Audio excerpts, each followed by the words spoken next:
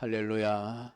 오늘도 하나님을 예배하러 오신 여러분들을 우리 하나님이 사랑하시며 은혜 베풀어 주시기를 축복합니다. 철학자 파스칼은 이런 말을 했습니다. 우리가 하나님을 알지 못하고서는 내가 누구인지를 알 수 없다. 그렇게 말했습니다. 칼빈도 하나님을 알기 전까지는 우리 사람이 자신을 알 수 없다라는 그런 말을 했습니다. 우리는 사도 바울에 대해서 잘 알고 있습니다. 참 대단한 사람이죠. 누구보다도 똑똑한 사람입니다. 그 당시에 최고의 대학을 나온 인물이죠. 이렇게 수재 중에 수재라 할 수 있는 사람입니다. 사람들은 그 사울이라고 하는 청년을 대단한 집안에 대단한 신분을 가지고 있는 대단히 똑똑한 사람이라고 알고 또 그렇게 인정을 하고 있었습니다. 그런데 하나님의 평가는 사람들의 평가와는 전혀 달랐습니다. 사도행전 9장 15절 16절 보면 주께서 이르시되 가라, 이 사람은 내 이름을 이방인과 임금들과 이스라엘 자손들에게 전하기 위하여 택한 나의 그릇이라. 그가 내 이름을 위하여 얼마나 고난을 받아야 할 것을 내가 그에게 보이리라 하시니, 이 말씀은 다메섹에 살고 있는 아나니아라고 하는 주의 종에게 예수님께서 나타나셔서 하신 말씀입니다. 거기서 가리키는 이 사람은 다른 사람이 아니라 바로 사울이었습니다. 사울이 예수님을 싫어하고 예수 믿는 사람들을 잡아 오기 위해서 공문을 받아 다메섹으로 가다가 예수님을 만나게 되어졌습니다. 그리고 거기서 그는 장님이 되어 거꾸러지고 일어나서 직가라고 하는 한 동네에 들어가 지금 있는 상태였습니다. 하나님은 아나니아를 그에게 보내시면서 네가 가서 그 사울이라고 하는 사람을 좀 가르쳐라. 뭐라고 가르쳐야 하는가 하면 네가 어떤 사람인지, 네가 무엇을 하며 살아가야 할 자인지 그거 모르고 있으니까 아나니아, 네가 가서 그 사울을 잘 가르쳐서 제발 올바른 삶을 살게 해라. 예수님이 그렇게 지금 말씀을 하신 것입니다.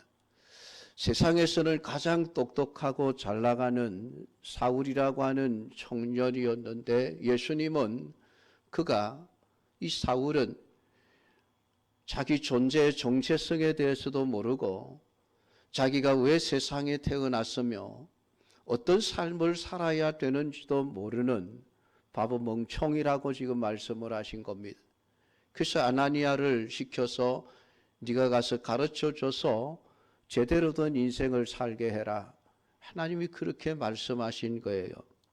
그러니까 세상의 지식을 가지고 내가 누군지, 내가 무엇을 하며 살아가야 하는지 도무지 알 수가 없는 겁니다. 이건 학교에서 가르쳐 주는 게 아닙니다. 세상의 경험과 지식으로 알 수 있는 것도 아닙니다. 하나님을 제대로 알고 예수 그리스도를 만나야만 내가 누구이며 내가 왜 세상에 태어났는지, 내 인생에 살아가야 할 목적이 무엇인지를 제대로 알게 되어진다는 것을 하나님은 우리에게 말씀을 해주고 있습니다. 우리가 하나님을 알 수 없지만은 하나님을 만날 수는 있습니다. 성경을 읽어가면서 살아계신 하나님을 만나고 하나님을 만나는 그 순간에 내가 누군지를 알게 되고 내가 이 세상에서 무엇을 하며 어떻게 살아가야 하는지 자신의 인생의 올바른 목적을 깨닫게 되어진다는 것입니다. 오늘 우리가 읽은 성경 마태복음 10장은 사명장 혹은 소명장이라고 별명이 붙어 있는 부분입니다. 예수님께서 12 제자를 부르셨습니다. 베드로부터 시작을 해서 가룟 유다까지 예수님이 12 제자를 부르셨고 그들과 함께 생활을 하시면서 성경을 가르치셨습니다.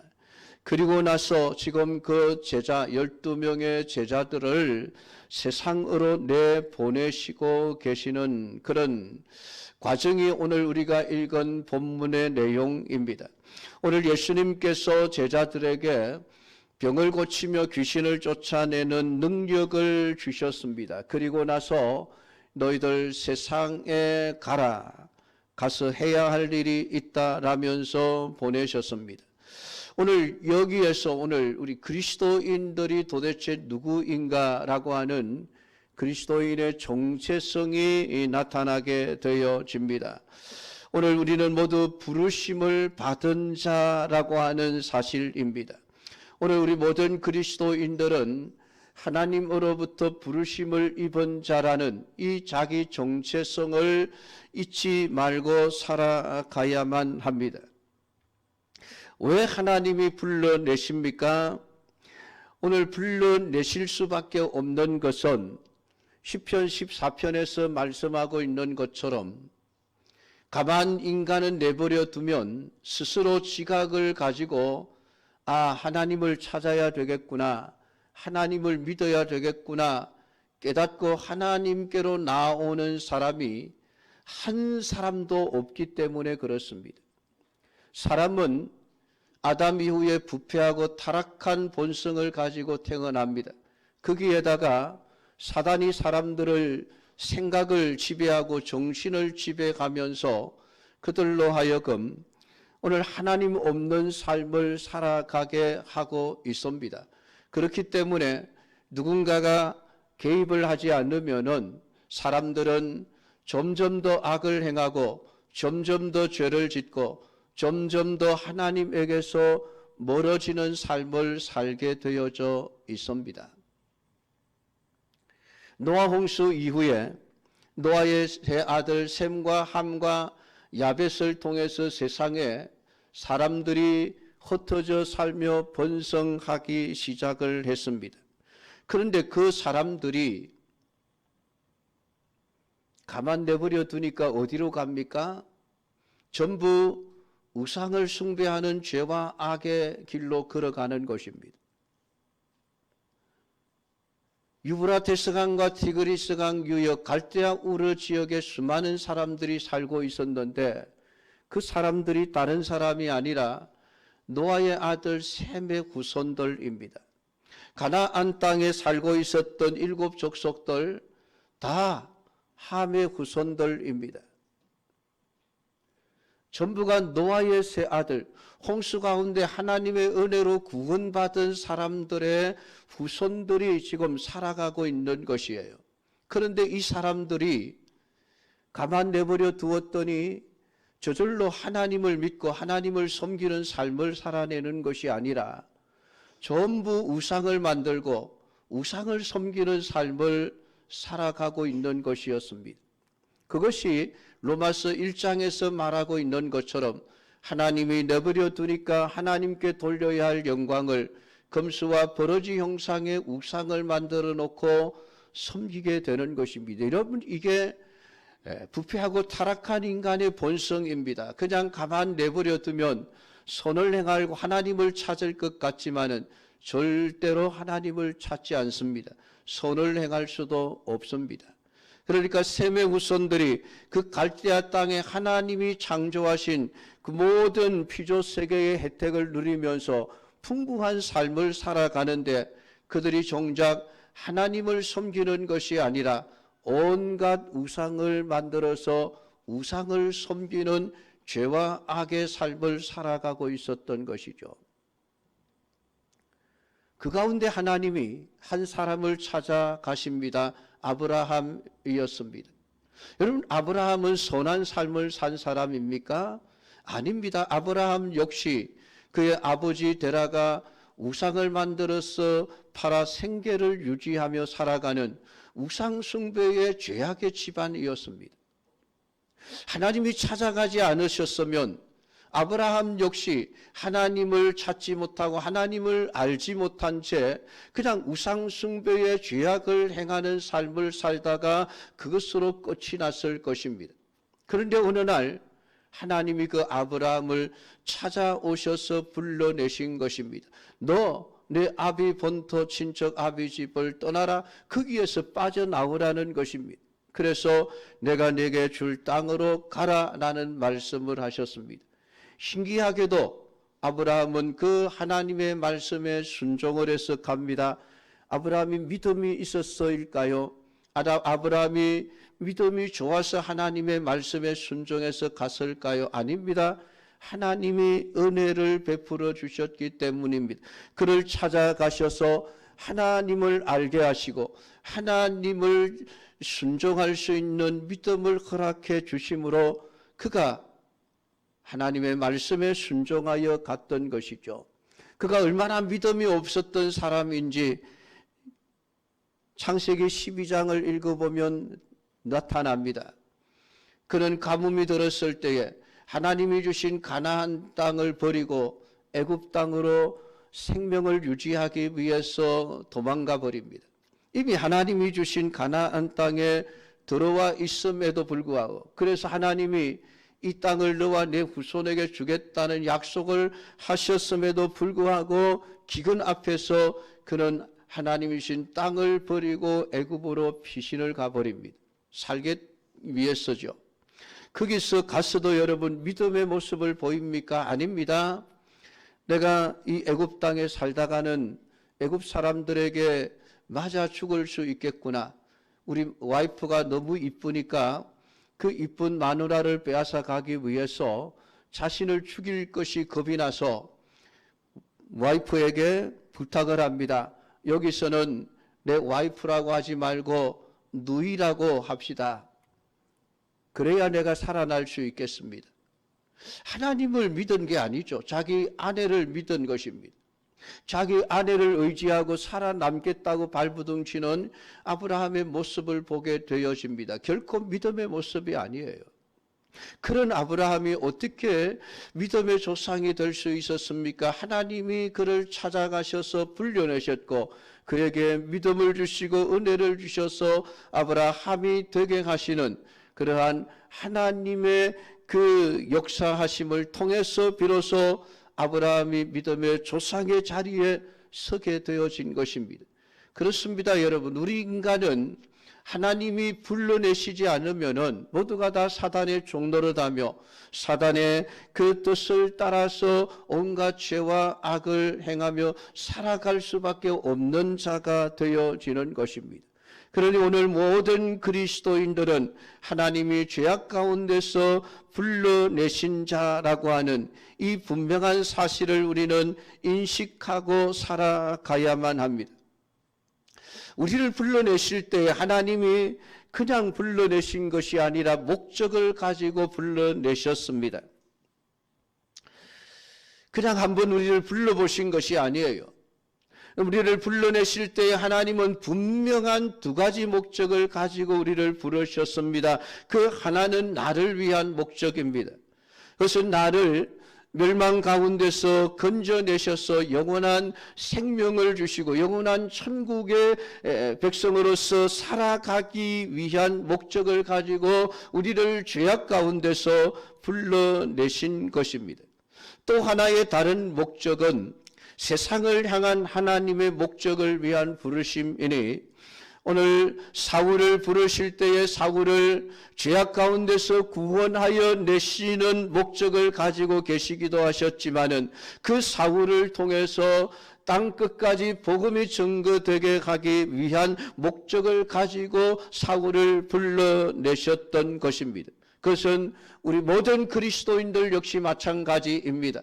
나를 죄악 가운데서 영생을 주시기 위하여 불러내셨을 뿐만 아니라 영생 얻은 하나님의 자녀로서 세상을 향하여 하나님이 주시는 생명의 복음을 증거하게 하기 위한 목적을 가지고 하나님은 우리를 불러내셨다라고 하는 것입니다. 그렇기 때문에 모든 그리스도인들에게는 하나님의 부르심과 하나님의 보내심이 존재하고 있다라고 하는 것입니다. 그래서 하나님은 모든 믿는 자들을 향해서 세상을 향하여 가라, 가서 복음을 전하라라고 말씀을 하고 있는 것이죠. 전도는 모든 구원받은 자들이 해야 할 사명입니다.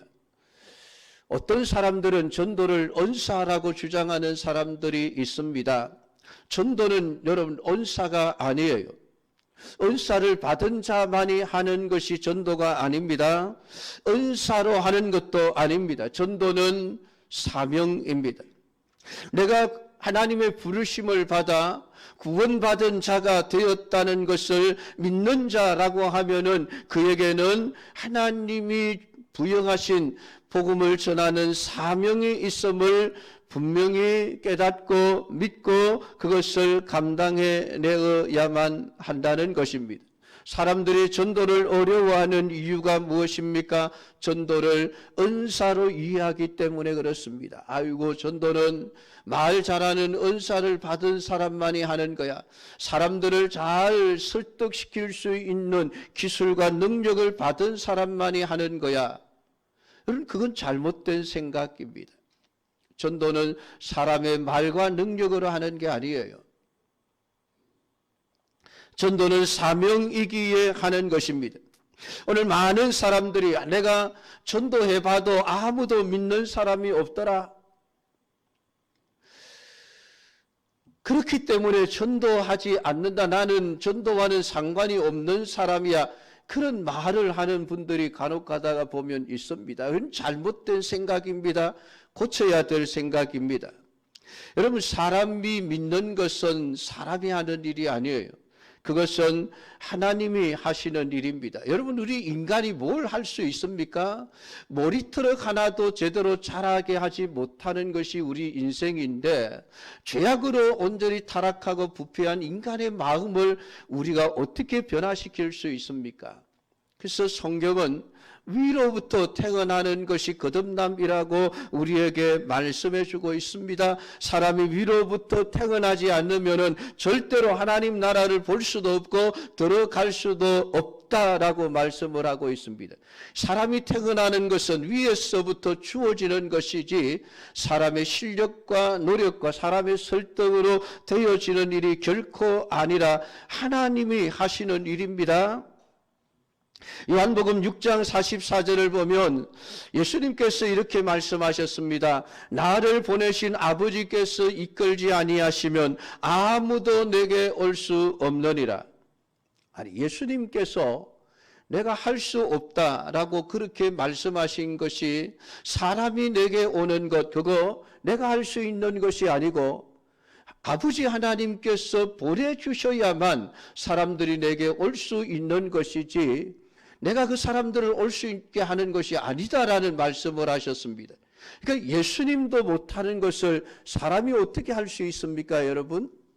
물론 예수님은 안 하시는 것이지만은 하나님 아버지께서 주시는 자가 아니면은 결코 아무도 내게 올 수 없다. 내가 하는 것은 내게 오는 그 사람을 마지막 날에 살려내는 것, 그것은 내가 하는 일이다. 예수님은 아버지 하나님이 하시는 일과 자신이 해야 될 일을 분명하게 구분해서 인식하고 있었고 그것을 말씀하고 있는 것을 보게 되어집니다. 그런데 사람들이 내가 전도를 해서 사람들을 구원시키고자 하는 그러한 생각을 가지고 전도를 하다 보니까 아예 시작조차도 하지 못하게 되는 것입니다. 여러분, 평생 전도를 해서 한 사람도 구원받는 사람이 없어도 괜찮습니다. 하나님은 그것 가지고 우리 책망하시지 않습니다. 전도는 우리의 결과를 따지는 것이 아니에요. 전도는 과정을 따지는 것입니다. 하나님께서 너 몇 사람 전도해 와서 하나님은 그것 셈 하시는 분이 아닙니다. 너 전도 했느냐 안 했느냐, 때를 얻든지 못 얻든지 말씀을 전파했느냐 안 했느냐, 주님은 그것 가지고 우리에게 따지시는 분이시지 몇 사람을 구원시켰느냐를 물으시는 분이 결코 아니라는 것입니다. 예수님이 12 제자들을 보내셨고 그들이 갔다가 전도하고 돌아왔을 때에 예수님이 그 12명 제자들 보고 베드로야 너 몇 사람 구원시켰어? 그거 물으신 적이 없습니다. 안드레야 너는 몇 명이나 구원시켰어? 그거 물으신 적이 없습니다. 야고보를 보고 너는 몇 사람 구원시켰어? 그거 물으신 적이 없습니다. 오늘 예수님은 우리에게 너 몇 사람 구원시켰느냐 물으시는 분이 아니에요. 근데 우리는 거기에 자꾸 관심을 가지다 보니까 할 수 없는 일을 하려고 하니까 불가능하니까 아예 하지를 못하는 것입니다. 하나님은 우리에게 가서 전하기만 하라고 우리에게 부탁을 하셨습니다. 너는 가서 전하기만 하면 돼. 여러분 이것이 우리 믿음의 사람들 부르심을 받은 자들이 해야 될 사명입니다. 거기까지가 우리 할 일인 거예요. 그렇기 때문에 오늘 우리가 살아가는 모든 삶의 현장이 내가 복음을 전해야 될 선교 현장이라고 하는 것을 잊어서는 안 됩니다. 전도는 전도자들만이 하는 것이 아니에요. 여러분. 모든 그리스도인들이 주어진 삶의 현장 속에서 복음을 전해야 합니다. 학생은 학교가 전도의 현장이어야 하고 직장인은 직장이 전도의 현장이어야만 합니다. 가정생활을 하시는 분은 내가 살아가는 그 가정, 집이 있는 그 동네가 내가 전도해야 될 사명의 현장이라고 생각을 하시며 살아가셔야만 합니다. 오늘 예수님께서 그 12 제자들을 훈련시키시며 그들에게 권능을 주셔서 보내시는데 놀랍게도 보내시는 곳이 어떤 곳이라고 말씀을 합니까? 오늘 16절에 보라 내가 너희를 보냄이 양을 이리떼 가운데로 보냄과 같도다 라고 말씀을 하고 있습니다.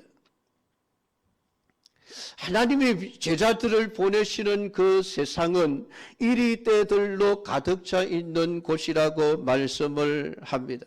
이 이리떼라고 하는 것은 거짓 교사들과 복음의 대적자들을 비유하는 비유입니다. 그러니까 오늘 이 세상에는 거짓 복음을 가르치는 자들로 가득 차 있고 그 하나님의 복음을 대적하는 자들로 가득 차 있는 곳입니다. 그러니까 전도자들을 환영하고 대접해주는 그런 곳이 결코 아니다라고 하는 것이죠.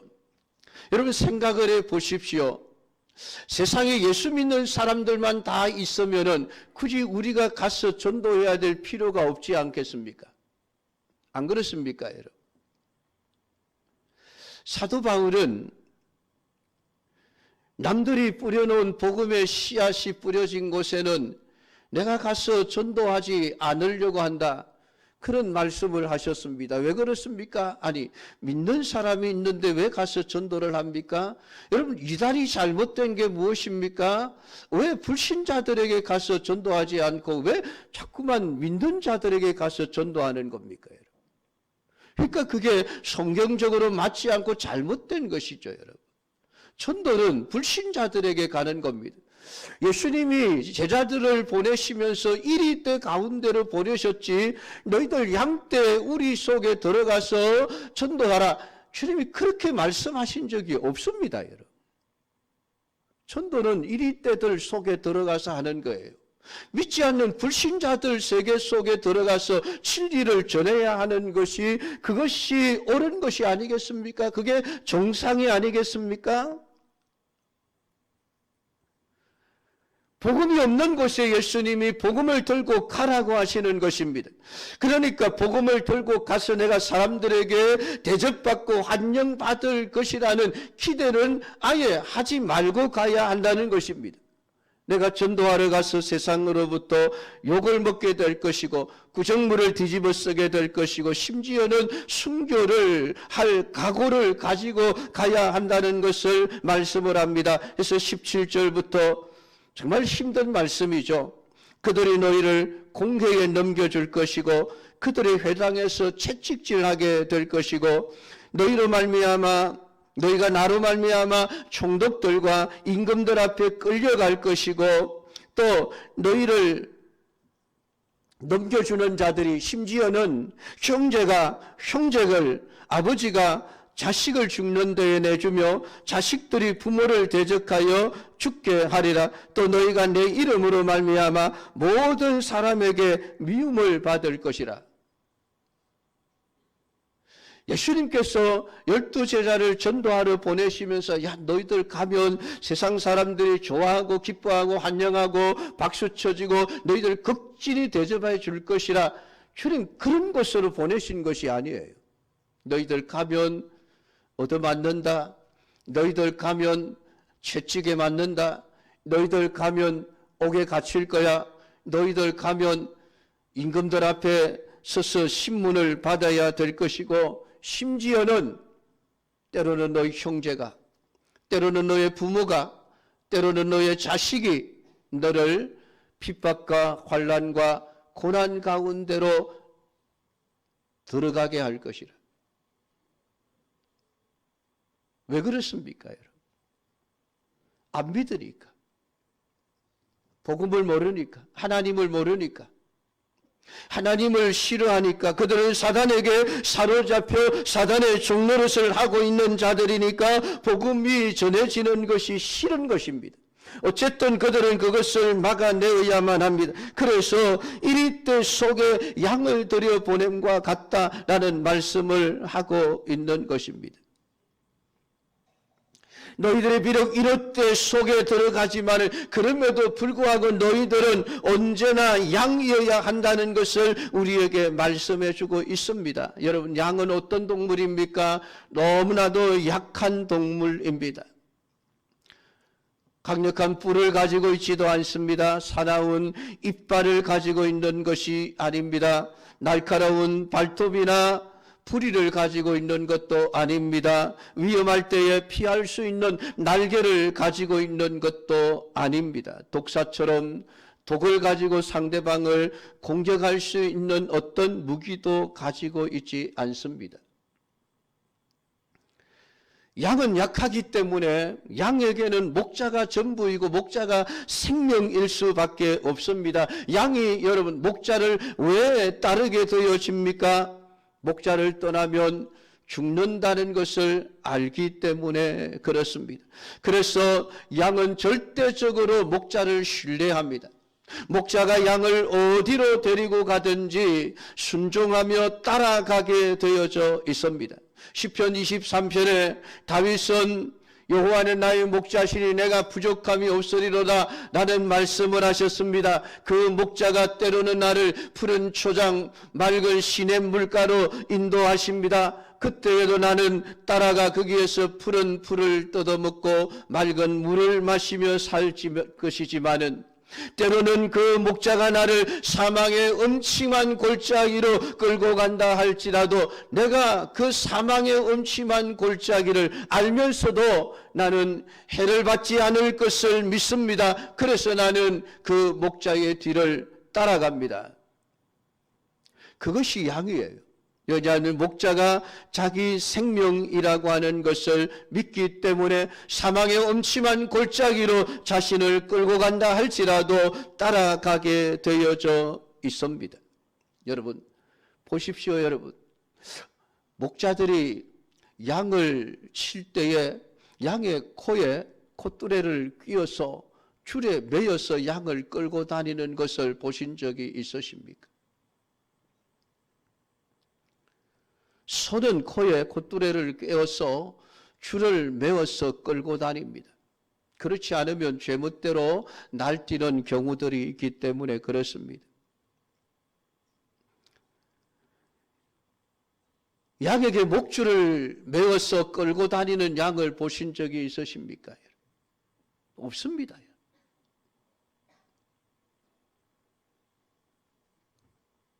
그럼에도 불구하고 목자가 앞서가면서 피리를 불면 양은 그 목자의 피리 소리를 듣고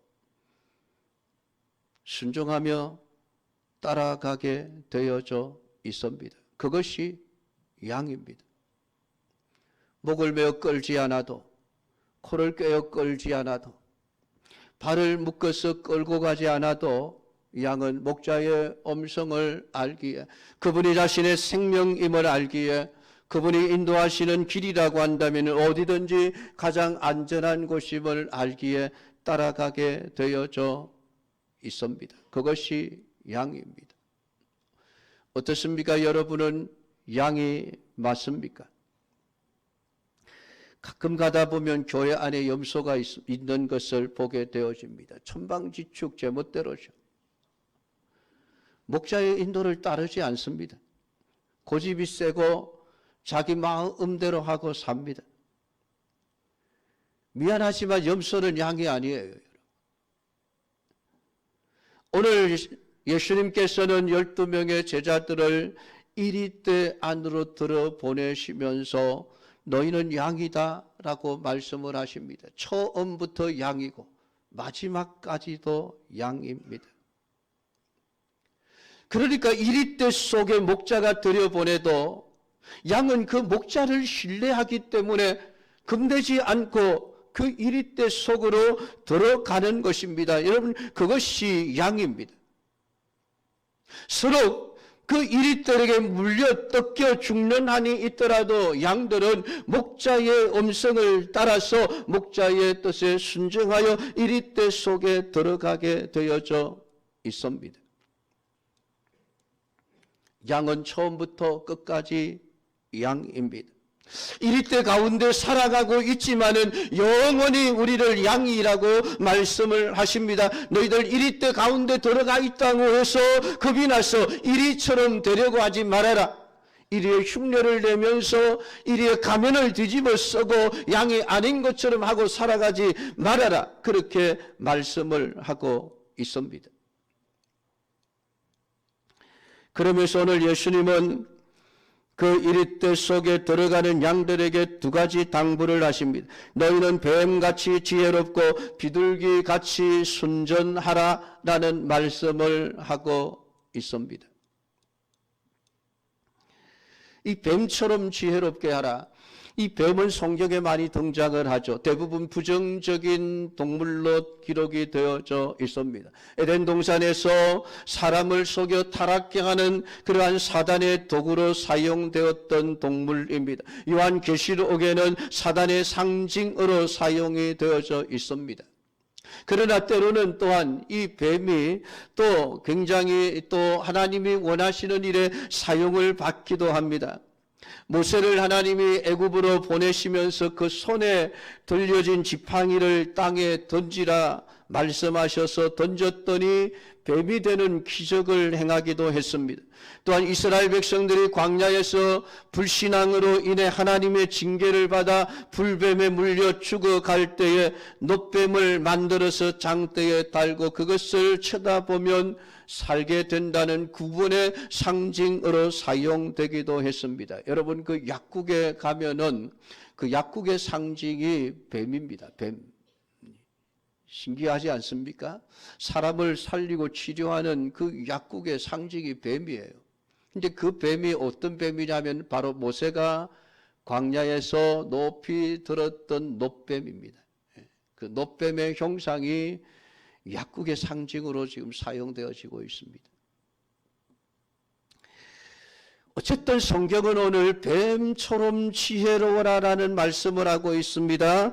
뱀같이라고 번역된 이 같이라는 전치사가 그 처럼 뱀만큼 이런 뜻도 가지고 있는 그런 단어입니다. 그러니까 뱀만큼 지혜로워야 한다라는 말씀을 하고 있는 것이죠. 창세기 3장 1절에 보면 뱀이 모든 들짐승들 중에 가장 간교하더라라고 번역이 되어져 있는데 그 간교하다라는 말이 지혜롭다, 똑똑하다, 현명하다, 영리하다 그런 뜻을 가지고 있는 단어입니다. 물론 뱀이 그러한 그 영리함을 나쁜 쪽으로 사용해서 문제가 되기는 했습니다마는 어쨌든 모든 동물들 가운데 가장 지혜로운 자가 뱀인데 너희들 뱀 정도의 지혜는 가지고 전도하는데 나아가야 하지 않겠나? 예수님께서 그렇게 말씀을 하고 있습니다. 그것은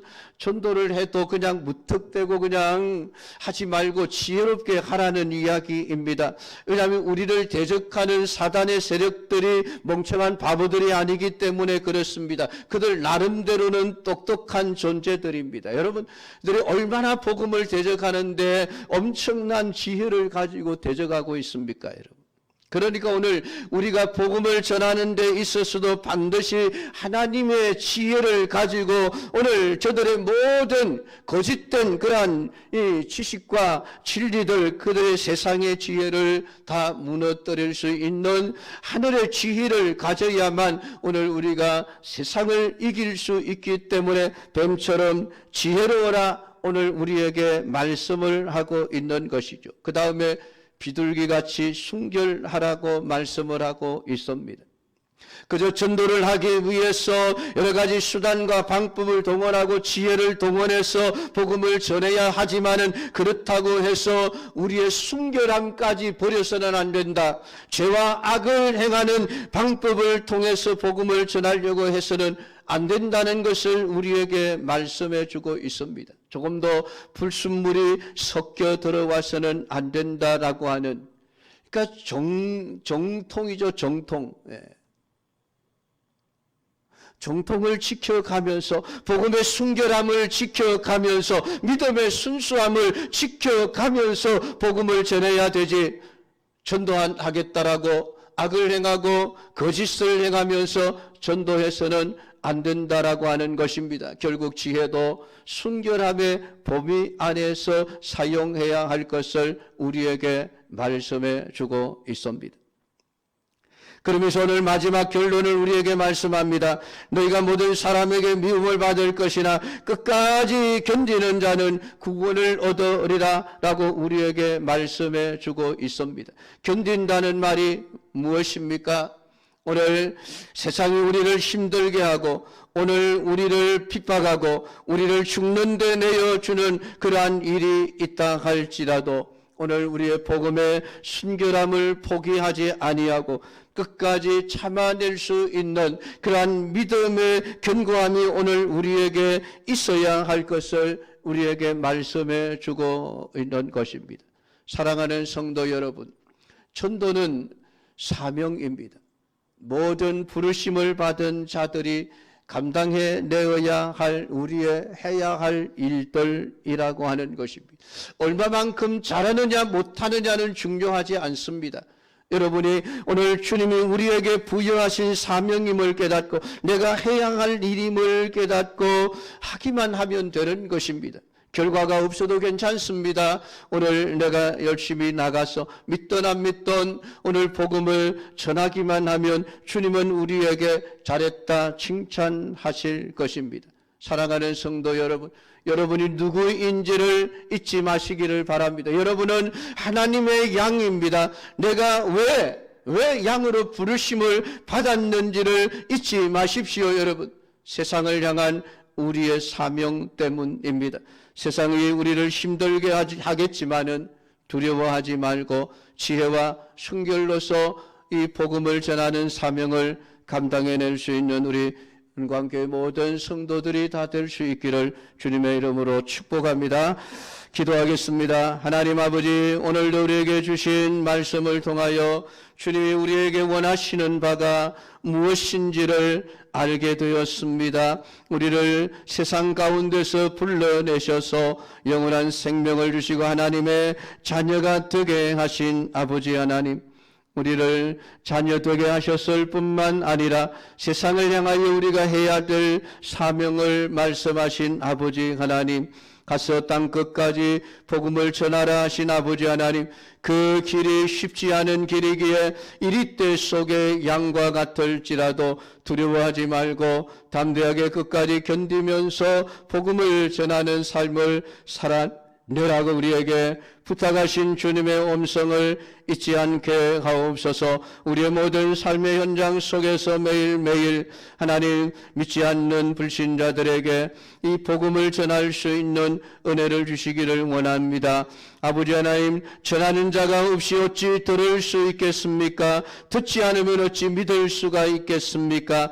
저들은 그냥 내버려 두면 점점 더 죄와 악을 행하게 되어지고 하나님께서 멀어지게 될 것이니 우리 하나님께서 우리를 부르셔서 저들에게 복음을 전하게 하셨음을 깨달아 알게 하시고 이 사명 감당하는 우리 믿음의 사람들이 되게 하옵소서. 예수님의 이름으로 기도드리옵나이다. 아멘.